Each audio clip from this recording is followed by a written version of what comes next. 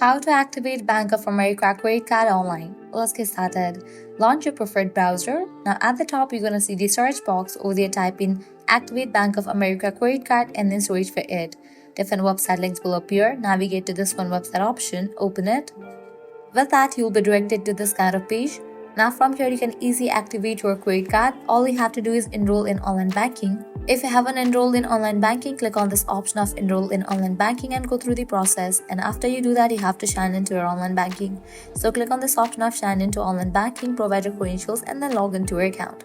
After logging in, find the activate your card option. This is usually located under the customer service or card services section. Provide the required information such as your card number, security code, and any other details requested. Follow the prompts to confirm your details. Once all information is correctly entered, submit your request. You'll receive a confirmation message indicating that your card has been successfully activated. So, this way you can easily activate your Bank of America credit card online. If this video was helpful, don't forget to like, share, and subscribe to our channel. Thanks for watching.